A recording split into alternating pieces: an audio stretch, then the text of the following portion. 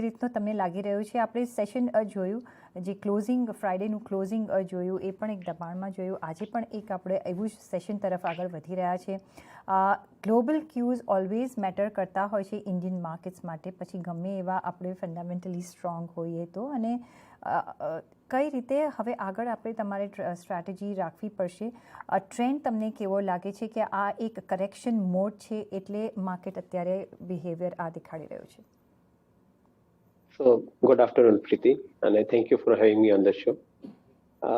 એક પોઈન્ટ અહીંયા આગળ એવો આવે છે કે લગભગ નિફ્ટીની અંદર છેલ્લા 1.5 મહિનામાં 2700 પોઈન્ટની આસપાસની લગભગ એક રેલી આવી, એક તેજી થઈ. જે બોટમ હતું જૂનની અંદર, એમાંથી જુલાઈ અને ઓગસ્ટની અંદર લગભગ આટલી રેલી આવી છે. અને as we have discuss in past, I think કદાચ આ રેલી આવીની અંદર થોડું ઘણું પ્રોફિટ બુકિંગ આવવાની સંભાવના રહે છે. અત્યારના તારીખમાં માર્કેટમાં જે કરેક્શન્સ છે અથવા પ્રાઇસની અંદર જે ફોલ છે, એ મારા હિસાબે લાર્જલી પ્રોફિટ બુકિંગ જ ગણવું જોઈએ. અત્યારે કોઈ એવા ફંડામેન્ટલ કારણો નથી કે જેને કારણે આપણે કોઈ નેગેટિવ થોટ પ્રોસેસ પર એન્ટર થવું જોઈએ. એક વસ્તુ ચોક્કસ છે કે ગ્લોબલ કોમોડિટીના પ્રાઇસીસ જે ઘટ્યા હતા એ ઘટતા અટકી ગયા છે અને કદાચ હવે પાછા થોડા સ્ટેબિલાઇઝ થઈ રહ્યા છે અને અમુક મેટલ કોમોડિટી પ્રાઇસ પાછા સ્ટ્રોંગ થઈ રહ્યા છે because of, I think, the typical behavior of not getting enough amount of supply from the other markets of the world કારણ કે ત્યાં આગળ non availability of the energy ને કારણે આઈ થિંક ધ મેટલના પ્રોડક્શન અમુક જગ્યાએ અટક્યા છે, યુરોપની અંદર ઇન પર્ટિક્યુલર. તો એને કારણે આઈ થિંક સપ્લાય સાઇડની શોર્ટેજ થવાને કારણે મેટલ કોમોડિટીના ભાવ વધ્યા છે. એની સામે આપણે જોઈએ તો ફૂડ કોમોડિટીની અંદર પણ આઈ થિંક અમુક ભાવ ઘટ્યા છે અને હજુ એ એટલા ફોર્મ અપ નથી થયા. I think it's a positive sign. But market આ બધા ફેક્ટરને એક વખત ધ્યાન આપતું હોય છે કે જો ગ્લોબલ કોમોડિટીના પ્રાઇસીસ જે ઘટતા અટક્યા છે એ જો વધવાના ચાલુ થાય તો માર્કેટને માટે કદાચ થોડોક નેગેટિવ સંકેત આવી શકે. એને કારણે માર્કેટમાં થોડી પ્રોફિટ બુકિંગ આવવાની જગ્યા થઈ છે ને આઈ થિંક આપણે અત્યારની તારીખમાં એક્સપિરિયન્સ કરી રહ્યા છે. But overall I think from the એફઆઈના ફંડ ફ્લોથી જુઓ અથવા ઇન્ડિયન ડોમેસ્ટિક ઇન્વેસ્ટર્સના ફંડ ફ્લોથી જુઓ તો માર્કેટની અંદર કન્ટિન્યુઅસ બાઇંગ ચાલુ જ છે અને દરેક ફોલની અંદર માર્કેટમાં એક બાઇંગ ઇમર્જ થતું દેખાય છે. તો એ વેલિડેટ કરે છે આપણું પ્રીવિયસ એસેસમેન્ટને કે માર્કેટમાં જ્યારે બી કોઈ કારણસર પ્રાઇસના ફોલ આવશે અથવા કરેક્શન આવશે તેની સામે ઇન્વેસ્ટરો બાઇંગ માટે માર્કેટની અંદર એન્ટર થવાના સ્ટાર્ટ થશે અને that is wear I think we are observing this particular journey. તો હું એવું માનીને ચાલુ છું કે ઓલ્સો કન્સિડરિંગ ધ ફેક્ટ કે આ વીકની અંદર the expiry of the derivative contract is taking place for the month of August. અને જનરલી જોયું છે કે જ્યારે માર્કેટમાં એક સસ્ટેન રેલી આવતી હોય ત્યારે એમાં કરેક્શન નહીં આવે તો કદાચ લોંગ પોઝિશન કેરી ફોરવર્ડ થવા માટે આઈ થિંક થોડું રિલક્ટન્સ પણ હોય છે અને કદાચ એ બી એક કારણ હોઈ શકે technically for the market to not perform at least at this point of time. તો આ 2 કે 3 ટેકનિકલ કારણો including I think the possibilities જે આપણે કોમોડિટી પ્રાઇસમાં જોઈ રહ્યા છે એને કારણે માર્કેટમાં રેલી કદાચ થોડી અટકી એવું લાગે છે. Maybe I think it to not be exaggerated if I say કે જે રેલી 2500-2700 પોઈન્ટની નિફ્ટીમાં આવી હતી એમાં લગભગ તમારે 20-25% કરેક્શન આવે એ રેલીની અંદર એ પોસિબિલિટી આપણે રૂલ આઉટ નહીં કરવી જોઈએ. તો that would be healthy correction અને મે બી આઈ થિંક કપલ ઓફ વીક્સની અંદર એ કરેક્શનની સાથે જો માર્કેટમાં બાઇંગ ઓપોર્ચ્યુનિટી ઊભી થાય આઈ વુડ પ્રિફર કે ઇન્વેસ્ટર માટે સારી ઓપોર્ચ્યુનિટી હશે કારણ કે second half of the financial year to me looks extremely positive. I think Indian economy looks, I think, extremely convincingly placed as far as I think the growth prospects are concerned, and so would be the opportunity in corporate sectors. અને એ જેમ તમે કહ્યું એમ કે market of course અત્યારે correction મોડમાં જઈ રહ્યું છે, પણ આપણે જોઈએ તો એફપીઆઈઝનો ફ્લો જો 3 વીકનું જ આપણે જો એક ટોટલ જોઈએ તો 44,500 કરોડનો આપણે ઓલરેડી ઇનફ્લો 3 વીકમાં જોઈ લીધો છે અને એ જ ટ્રેન્ડ બતાવે છે કે કેટલો હવે ત્યાંથી પણ આપણે એટ્રેક્ટ કરી રહ્યા છે અને કઈ રીતના આપણા માર્કેટ્સ ચાલી રહ્યા છે અને ઇકોનોમી ચાલી રહી છે. પણ દેવેનભાઈ, તમને શું લાગે છે હવે જે આ ફ્લો ચાલુ થયો છે અને જે રીતે અત્યારે આપણે કરેક્શન મોડમાં બી જઈ રહ્યા છે, માર્કેટ્સ કરેક્ટ થઈ રહ્યા છે અને વધારે તમે જે રીતે કહી રહ્યા છો કે 20-25% જો થાય તો ઇટ્સ અ હેલ્ધી કરેક્શન, વધારે આપણે અટ્રેક્ટ કરી શકશું કારણ કે જે રીતે આપણે નેક્સ્ટ મંથ ફેડનું પણ એક હાઇક આવતા જોઈશું. કહેવાય છે કે 51 બેઝિસ પોઈન્ટ્સનો ત્યાં પણ હાઇક આપણે આવતા જોઈશું. કેટલા આપણા ઇન્ડિયન માર્કેટ્સ હવે આગળ જતાં ફોરેન મની અટ્રેક્ટ કરી શકશે? પહેલા તો એક નાનું clarification, 20-25% correction from the rally that we have હેડ એટલે 2527 પોઈન્ટની જે રેલી જોઈ એના લગભગ 20 થી 25% કરેક્શનમાં આવી શકે, not from overall market point of view. So I think that is one point I think which I must clarify. I think the ફેડના ઇન્ટરેસ્ટ રેટની આપણે જે વાતચીત કરીએ છીએ, આઈ થિંક એ ઘણા બધે અંશે ગ્લોબલ માર્કેટની અંદર ફેક્ટર થઈ ચૂક્યું છે. અને tightening of the economy, withdrawal of the funds, એ બધા પ્રોસેસની અંદર એ લોકોનો અંડરલાઇંગ ઓબ્જેક્ટિવ ઇન્ફ્લેશનને કંટ્રોલ કરવાનું છે આવનારા 4 થી 8 ક્વાર્ટરની વચ્ચે. તો જો એ પ્રોસેસ ચાલુ રહેતો હોય તો I think global markets have already factored that part of it. એની સામે યુરોપિયન માર્કેટની અંદર conditions are not so good. I think recessionary conditions I think are appearing as far as European markets are concern. ત્યાંની ઇકોનોમીની અંદર I think demand pickup નથી થઈ રહી. I think that is a concern also at the same time. American economy is by and large steady at this point of time.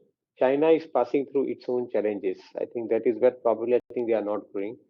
India is probably I think among the lot I think the best option as far as I think the growth is concerned.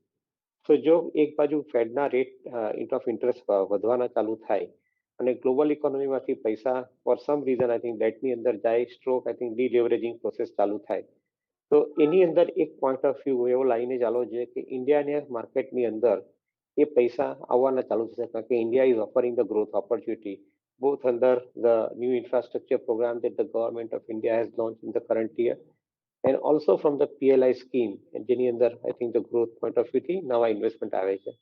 તો મારું પોતાનું એક એવું માનવું છે કે ફેડના rate tightening થવાથી અથવા ઇકોનોમીમાંથી ગ્લોબલ ઇકોનોમીમાંથી ફંડ વિડ્રો થવાથી ઇન્ડિયાના માર્કેટને કદાચ બહુ મોટી અસર નહીં પડવી જોઈએ. અને કદાચ કોઈ કારણસર ટેકનિકલ કરેક્શન્સ આવે, જે મેં પહેલા ઇન્ડિકેટ કર્યું, તો કદાચ મને એવું લાગે છે કે અહીંયા આગળ બાઇંગ માટેના નવા કારણો ઊભા થશે. વેલ્યુએશન સસ્તા થાય તો definitely I think you will be inviting more investors.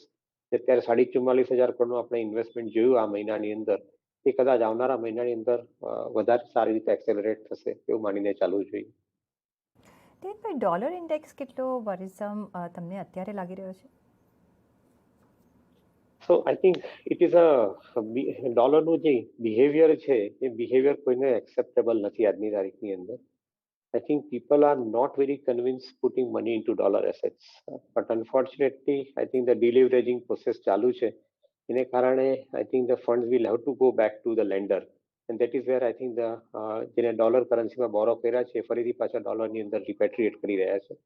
તો એ પ્રોસેસ જે ચાલુ છે વર્લ્ડની બધી ઇકોનોમીમાંથી, એને કારણે ડોલરની સ્ટ્રેન્થ અત્યારે વધારે દેખાઈ રહી છે. પણ મેં કીધું એ પ્રમાણે ઇન્ડિયા જેવી ઇકોનોમીની અંદર comparatively, and I am using my words carefully, comparatively I think અહીંયા આગળ આપણે જે કરન્સીમાં ડેપ્રિસિએશન જે થવું જોઈએ against the strengthening of the dollar, એ આપણે ત્યાં કમ્પેરેટિવલી ઓછું છે. એનું કદાચ એક મોટું કારણ એવું હોઈ શકે કે ઇન્ડિયાની અંદર એક તો સૌથી પહેલા ગ્રોથ વધારે છે, બીજું ગ્રોથને કારણે નવા ફંડ્સ ઇકોનોમીની અંદર એટ્રેક્ટ થઈ રહ્યા છે, ત્રીજું એટલે નવા ફંડ્સ પીએલઆઈ સ્કીમની અંદર અને ઇન્ફ્રાસ્ટ્રક્ચર સ્કીમ બંનેની અંદર એટ્રેક્ટ થઈ રહ્યા છે. અને ત્રીજું મોટું કારણ જો કદાચ એને બરાબર સમજતો હોઉં તો મને એવું લાગે છે કે we have manage our inflationary pressures far significantly better compare to many others.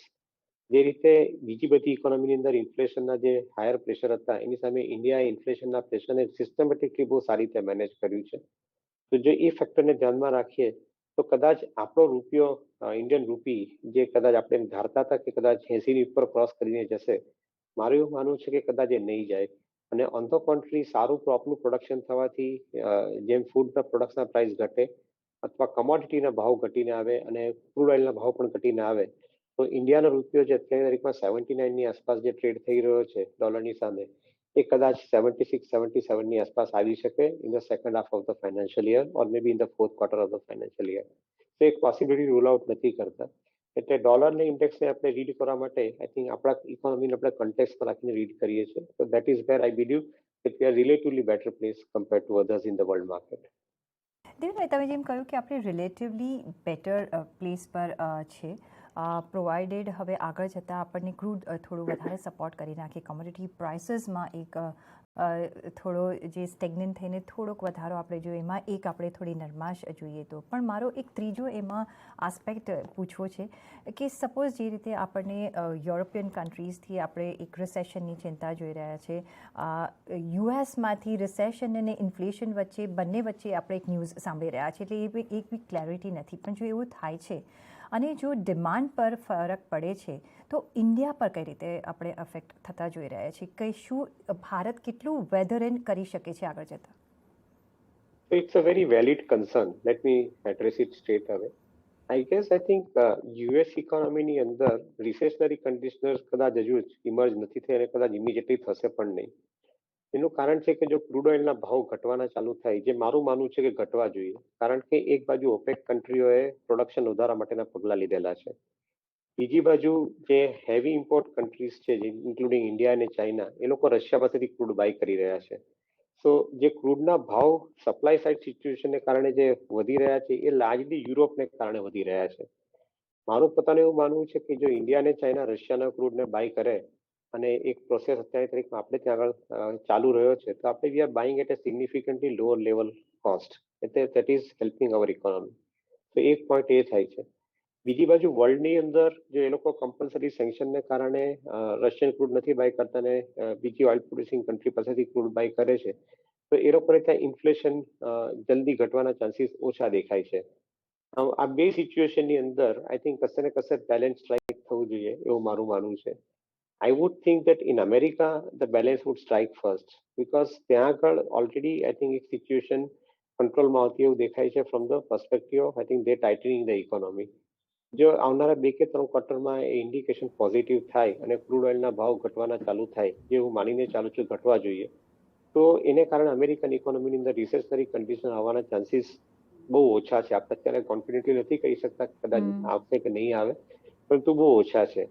યુરોપની અંદર I think chances are still I think are there કે થોડું ઘણી રિસેશનરી કન્ડિશન હોઈ શકે, કારણ કે ત્યાં આગળ I think economy per se itself is not growing as much. So this is little bit, I think, a situation of concern.